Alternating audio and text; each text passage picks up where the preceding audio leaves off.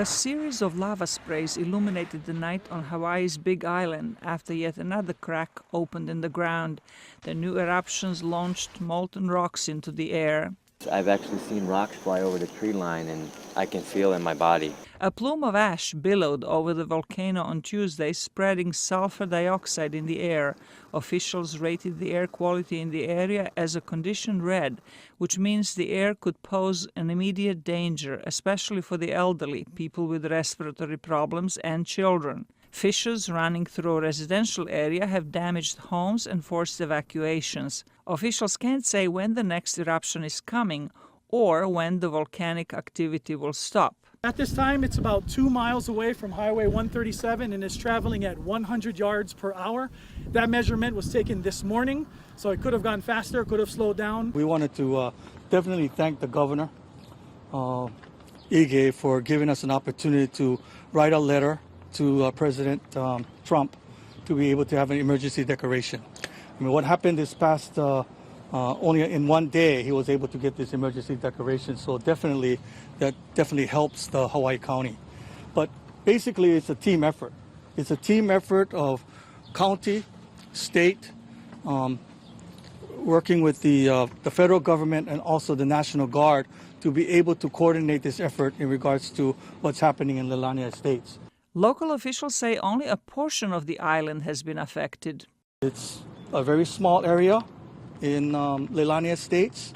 It involves all the way from Kalapana all the way to Pohiki, but it does not involve the total island. It's a portion of the island. The Hawaiian Islands, including the one called the Big Island, depend on tourism, and businesses are eager to convince visitors that most of the island is safe and open for business. But tourism officials say the bookings for hotels and tours are down by about 50%, and some cruise ships have canceled their stops at the island. Zlatica Hoke, VOA News, Washington. So over the past 24 hours, activity on the lower east rift zone has continued. There's been active fountaining at some of the fissures, although it's kind of decreased in activity over the last 24 hours a little bit. So Fissure 17 had been pretty active with an active lava flow heading over a mile to the east. That's still growing, but at a really slow rate. Some other fissures were active overnight according to field crews. That includes reactivation of Fissure 13, lots of gas emissions, lots of SO2 coming out of all the fissures. So activity continues on the lower east rift zone. The big action over the last day or so has been up at Halemaumau crater. Yesterday morning we started to see some pretty intense ash emissions from the crater. The highest that the cloud of the ash reached was about 12,000 feet above sea level, and winds were pushing that ash down to the southwest over the Kau Desert area. We had some reports of ashfall, trace amounts of ashfall in the downwind direction. Because of that activity at the crater that went on for a few hours, HVO raised the aviation color code from orange to red. That aviation color code to red is just an indication to the aviation community that there are significant amounts of ash from the eruptive activity. So we've had some questions from folks about what code red means. It sounds a little bit alarming. It's really just to say that we see significant amounts of ash from this ongoing activity and to warn aviators about that ash. It doesn't mean that a really big eruption is imminent. It's really just characterizing that aviation situation. So that's what's going on up at Halemaumau. Overnight, things quieted a little bit, but we expect this kind of ash emission to wax and wane, get more or less intense, given our dynamic situation. The winds are a little different today. The trade winds have slacked off, so there are some concerns that up in Volcano Village and in the park area we might get increased ashfall and of course SO2 over the next day or so. So that'll be a concern of folks in that area. Hawaii's Kilauea volcano has already shocked the world by sending massive walls of lava into houses and eating up. Experts fear that the complex system underneath the volcano could be about to reach a new stage. "We know the volcano is capable of doing this," said Charles Mandeville, volcano hazards coordinator for the U.S. Geological Survey. "If it goes up, it will come down," said Charles Mandeville. "You don't want to be underneath anything that weighs 10 tons when it's coming out at 120 miles per hour. The lava lake in the volcano is in a rapid retreat. In little more than a week, the top of the lava lake has gone down by almost 970 feet. Once the lava drops, rocks that have been superheated could fall into the lava tube. And once the lava drops below the water table, water hits rocks that are as hot as almost 1,200 degrees Celsius and flashes into steam. When the water hits the lava, it also steams. And the dropped rocks hold that steam in until it blows. A similar 1924 explosion threw pulverized rock, ash and steam as high as 5.4 miles into the sky for a couple of weeks. If another blast happens, the danger zone could extend about 3 miles around the summit, land all inside the national park," Mandeville said.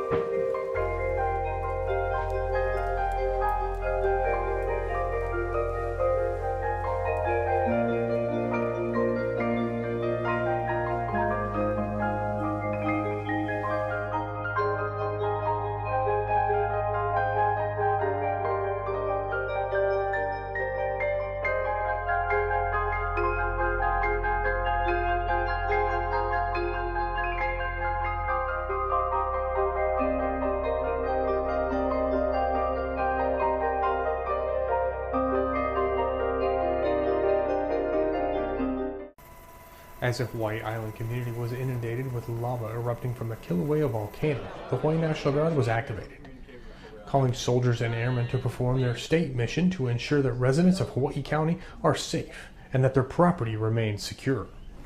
Task Force Hawaii has been established by the Hawaii National Guard. It's composed of airmen and soldiers from the Army and the Air National Guard.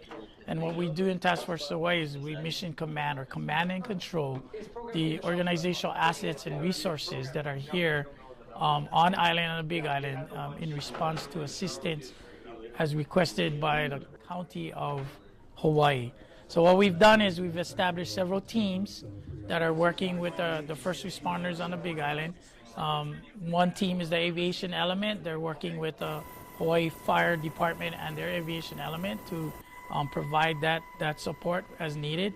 We have two teams on the ground that's composed of our security team that go out to the neighborhoods in response to requests from Hawaii County Police Department in regards to presence patrols.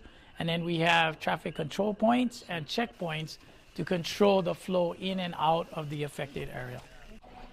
The security teams provided 24-hour support of communities at specific checkpoints. Our typical shift is we man a post. We have about 5 posts set up. We make sure no one is allowed in or out. If people is allowed in, we let them know what the status is on the inside. Command and control was provided at a joint emergency operations center where the ever-evolving conditions on the ground changed as new volcanic fissures opened each day. When it first developed, the Hawaii National Guard Joint Operations Center stood up a very small initial response. But over time, the incident has grown in scope and in danger in regards to the lava and where the lava is, especially in the Leilani Estates and then the East Rift Zone. So we've had to increase the amount of personnel on the ground and amount of resources that we have to apply in order to assist the county in their efforts to help the community respond to whatever Pele does, and then also hasten the recovery of the community when all of this is over. A public affairs team was also dispatched to assist Hawaii County authorities with on-site lava coverage and also coordinated media inquiries from international, national, and local media outlets. National Guard civil support teams from Hawaii's 93rd CST and Arizona's 91st CST provided around-the-clock monitoring of sulfur dioxide levels that protected both first responders and residents of Puna. Members of the community were very grateful for the support. Like, I have a lot of friends and family that live in Ileana Estates, and to just them knowing I'm here helping their community it means a lot to them. Like, local people helping our friends and family, our community, it means a lot to the community. Plans are also being developed in the possible case scenario where a large section of the community gets cut off by an active lava flow. This is Tech Sergeant Andrew Lee Jackson reporting with the Hawaii National Guard.